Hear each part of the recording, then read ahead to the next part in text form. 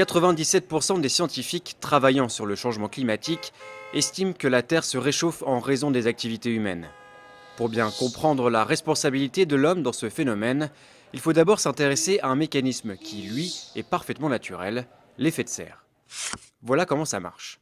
Lorsque la Terre est éclairée par le Soleil, sa surface réémet vers l'espace une partie du rayonnement qu'elle a reçu. Sauf que les gaz à effet de serre, comme le dioxyde de carbone, le méthane ou le protoxyde d'azote, retiennent une partie de ce rayonnement infrarouge émis par la Terre et lui renvoient, ce qui contribue à la réchauffer. Or, c'est justement cette mécanique que l'homme a déréglée. Combustion du pétrole et du gaz, déforestation, agriculture intensive.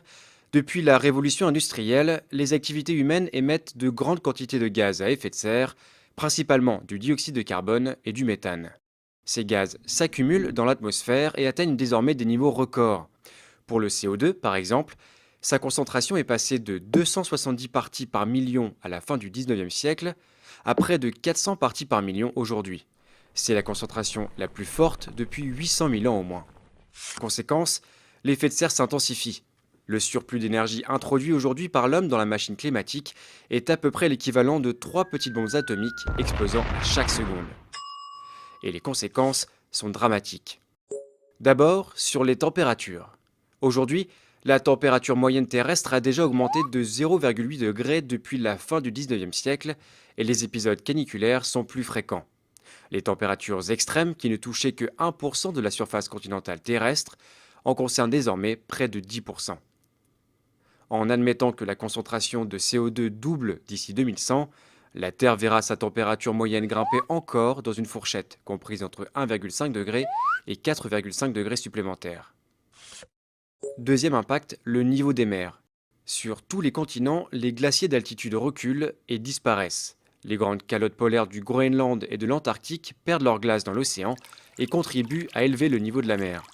Si la banquise antarctique voit sa surface augmenter légèrement du fait d'un renforcement des vents, la banquise arctique, elle, a vu sa superficie fondre d'environ 30% depuis les années 80. Résultat, le taux moyen d'élévation de l'océan est aujourd'hui d'environ 3,3 mm par an, mais ce taux est appelé à s'accroître à mesure que les émissions se poursuivent. Déjà montés d'une vingtaine de centimètres en un siècle, les océans pourraient s'élever, dans le pire des scénarios, d'1 mètre d'ici 2100. Les petits États insulaires du Pacifique ou de l'océan Indien, comme les Maldives, seront les premiers à disparaître. Troisième élément directement touché par le réchauffement climatique, les précipitations. Dans les latitudes moyennes et hautes de l'hémisphère nord, les scientifiques s'attendent à davantage de pluie. En Californie ou dans le bassin méditerranéen, ainsi que dans toutes les régions déjà arides, ils prévoient des sécheresses plus longues et plus fréquentes, ainsi qu'une réduction du débit des fleuves. Le problème, c'est que les centrales thermiques et nucléaires sont justement refroidies par les cours d'eau. Ceci pourrait donc avoir des répercussions importantes sur la production d'électricité. Enfin, l'un des effets les plus méconnus et les plus inquiétants du changement climatique en cours reste l'acidification des océans.